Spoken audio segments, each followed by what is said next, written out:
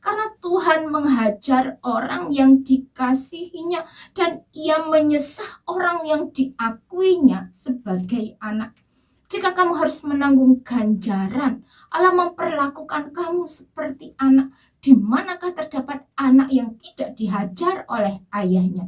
Tapi jikalau kamu bebas dari ganjaran yang harus diderita setiap orang, maka kamu bukanlah anak tetapi anak-anak gampang.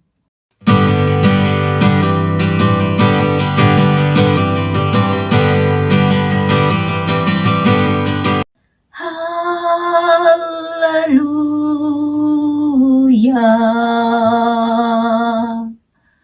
Karena Tuhan Allah kita yang maha kuasa telah menjadi raja. Mari kita bersorak-sorai. Haleluya.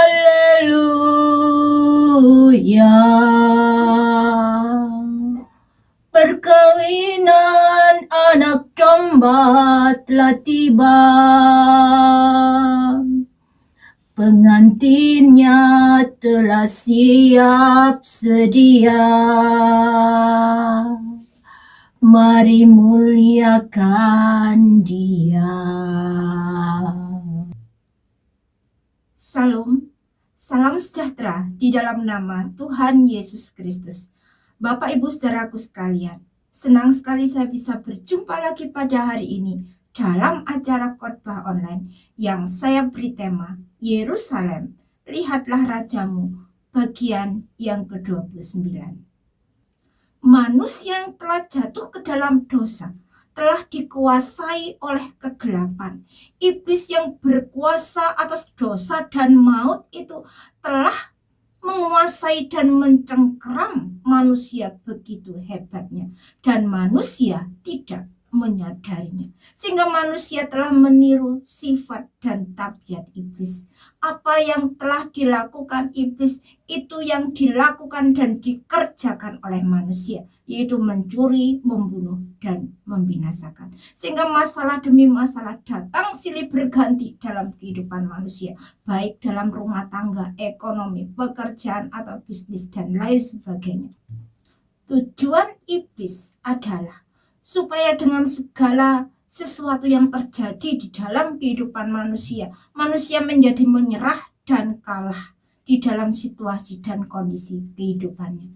Apalagi kalau manusia menyangka bahwa segala masalah yang terjadi di dalam kehidupannya itu berasal dari Allah, maka iblis akan bersorak-sorai kegirangan karena iblis mendapatkan teman untuk memberontak kepada Allah. Istri Ayub menjadi tidak tahan menghadapi masalah pencobaan yang datang bertubi-tubi di dalam kehidupannya, karena harta kekayaannya telah habis dalam sekejap. Bahkan anak-anaknya semuanya meninggal dunia secara bersamaan pada hari itu juga. Bahkan Ayub sendiri telah ditimpa oleh penyakit sampar yang sangat busuk. Dan berkatalah istri Ayub kepada suaminya, masih bertekunkah engkau dalam kesalehanmu? Kutukilah Allahmu dan matilah. Tapi Ayub menjawab, katanya, engkau berbicara seperti perempuan gila. Apakah kita mau menerima yang baik dari Allah, tapi tidak mau menerima yang buruk? Dalam kesemuanya itu Ayub tidak berbuat dosa dengan bibirnya. Tidak cukup hanya di situ penderitaan Ayub. Sahabat-sahabat yang seharusnya mereka datang turut berduka cita dan memberikan kata-kata penghiburan kepada Ayub, tapi mereka semua telah merongrong Ayub dan menyalahkan Ayub bahwa Ayub telah berbuat dosa besar di hadapan Allah. Tapi Alkitab mencatat bahwa Ayub tetap menjaga mulut lidahnya untuk tidak menyalahkan Allah dengan bibirnya. Ayub berkata, sekalipun Allah membunuh aku tetap percaya kepada Allah. Ayub memilih untuk tetap kuat di dalam perlindungan Allah yang sanggup menolong dan menyelamatkannya. Allah tidak pernah mencobai kita, manusia. Tetapi iblislah yang meminta izin kepada Allah untuk mencobai kita. dan Allah yang Maha Tahu sampai seberapa besar kekuatan kita di dalam menghadapi pencobaan itu, telah mengizinkan iblis untuk mencobai kita. Maka firman Tuhan kepada iblis, nah, segala yang dipunyainya ada dalam kuasamu, hanya janganlah engkau mengulurkan tanganmu terhadap dirinya. Jadi adalah tipu daya iblis apabila kita menganggap bahwa pencobaan, masalah yang kita alami itu semua berasal dari Allah. Atau kita merasa bahwa Allah ada di balik segala masalah pencobaan yang kita alami. Karena Allah tidak pernah mencobai kita. Kalaupun Allah mencobai kita, hanya kepada orang-orang tertentu dengan tujuan tertentu. Karena Allah mengetahui seberapa besar kekuatan kita. Pencobaan-pencobaan yang kamu alami adalah pencobaan-pencobaan biasa yang tidak melebihi kekuatan manusia. Sebab Allah setia, dan karena itu Ia tidak membiarkan kamu dicobai melampaui kekuatanmu. Pada waktu kamu dicobai, Ia akan memberikan kepadamu jalan keluar sehingga kamu dapat menanggungnya. Ketika kita percaya kepada Allah, kita diselamatkan dan kita dijadikan sebagai anak-anak Allah, anak-anak kesayangan Allah, karena Tuhan menghajar orang yang dikasihinya dan Ia menyesah orang yang diakuinya sebagai anak. Jika kamu harus menanggung ganjaran, Allah memperlakukan kamu seperti anak. Di manakah terdapat anak yang tidak dihajar oleh ayahnya? Tapi jikalau kamu bebas dari ganjaran yang harus diderita setiap orang, maka kamu bukanlah anak tetapi anak-anak gampang. Jadi sama seperti seorang pelajar yang ingin naik kelas, dia harus menghadapi ujian, dan apabila dia memiliki nilai yang bagus, dia akan lulus. Demikian juga di dalam kehidupan kita. Apabila kita belum lulus dengan masalah kita, dengan pencobaan yang harus kita hadapi, maka kita akan terus berputar-putar dengan masalah yang sama, sekalipun dengan orang yang berbeda sampai kita lulus. Tapi apabila kita lulus dari masalah pencobaan yang kita hadapi, Allah menghendaki supaya kita tahu bahwa segala sesuatu yang kita dapatkan itu bukan karena kekuatan kita, bukan karena kepandaian kita sendiri, tapi semuanya adalah kasih karunia Allah. Kemurahan Allah yang telah menyelamatkan kita manusia dari kesombongan yang sering kali muncul di dalam diri kita.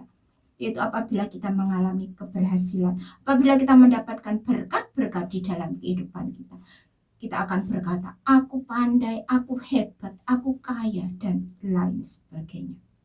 Jadi saudara, apabila saat ini kita mengalami ujian, masalah, tantangan, pencobaan datang di dalam kehidupan kita, mari kita relakan hati kita untuk kita belajar menjadi taat, untuk kita belajar bergantung penuh kepada Allah di dalam doa-doa kita, di dalam kita membaca firman Tuhan, untuk kita berani membayar harganya, karena harganya tentunya tidak murah, harganya sangat mahal. Tapi ketahuilah saudara, setiap tetesan air mata kita itu harganya sangat mahal di hadapan Allah, dan Allah menampung tetesan air mata kita di kirbatnya. Jadi sekalipun saat ini kita lemah dan tidak berdaya, terlebih kita saat ini mengalami putus asa dan tidak berpengharapan, tapi tetaplah memandang kepada Allah, tetaplah berpegang teguh dan berharap hanya kepada Allah, karena Allah tidak pernah sekalipun mengecewakan orang-orang yang senantiasa percaya dan berharap kepadanya. Sama seperti seorang ibu yang kesakitan hendak melahirkan anaknya, tapi setelah anaknya lahir, betapa bersukacitanya ia karena kesusahan jiwanya telah hilang lenyap karena anaknya telah lahir di dunia ini. Demikian juga dengan Yusuf. Dari sejak masa mudanya Yusuf telah mengalami aniaya, menderita karena saudara-saudaranya iri hati, dengki kepadanya. Tapi Yusuf tidaklah berpengharapan kepada manusia, tapi Yusuf tetap berpengharapan kepada Allah di dalam kehidupan dan penghidupannya. Sehingga ketika Yusuf telah menjadi seorang pembesar, Yusuf tidak membalaskan jahat dengan jahat kepada saudara-saudaranya. Tapi Yusuf berkata, memang kamu telah mereka-rekakan yang jahat terhadap aku, tapi Allah telah mereka-rekakannya untuk kebaikan dengan maksud melakukan seperti yang terjadi sekarang ini, yakni memelihara hidup suatu bangsa yang besar. Sebab itu, dengan yakin kita dapat berkata bahwa Tuhan adalah penolong kita. Jangan kita menjadi takut, karena manusia tidak akan dapat melakukan apa-apa terhadap kita kalau Tuhan tidak mengizinkannya. Raja Daud berkata, sekalipun aku berjalan dalam lembah kekelaman, aku tidak takut bahaya sebab Engkau besertaku. Allah itu bagi kita tempat perlindungan dan kekuatan. Sebagai penolong dalam kesesakan sangat terbukti. Dalam 2 Korintus 4 ayat 18. Sebab kami tidak memperhatikan yang kelihatan, melainkan yang tak kelihatan. Karena yang kelihatan adalah sementara, sedangkan yang tidak kelihatan adalah kekal. Jadi sekalipun saat ini kita masih mengalami masalah, kesusahan, duka cita yang harus diderita semua orang, bersukacitalah, mengucap syukurlah kepada Allah. Karena Allah yang kita sembah, Dia adalah Allah yang setia. Dan Allah telah memindahkan kita dari kerajaan iblis kepada kerajaan Yesus Kristus. Dan nantinya Tuhan Yesus sendiri yang akan datang kembali ke dalam dunia ini untuk menjemput kita, orang-orang tebusannya, yaitu kita semua yang tetap setia, yang tidak berputus asa di dalam penderitaan masalah yang dihadapinya, dan yang tidak menyangkal Yesus Kristus di hadapan manusia. Dan semua orang-orang tebusan Allah ini akan memerintah bersama-sama dengan Allah di dalam kerajaan sorga yang kekal dan mulia. Amin. Kiranya firman Tuhan boleh menjadi berkat dan kekuatan bagi kita sekalian. Jangan lupa untuk like, comment, share, dan subscribe, serta nyalakan loncengnya dan tekan tombol gabung untuk mendapatkan akses VIP. Sampai jumpa pada video selanjutnya. Tuhan memberkati. Orang yang duduk dalam lindungan yang maha tinggi dan bermalam dalam naungan yang maha kuasa, akan berkata kepada Tuhan, perlindunganku, pertahananku,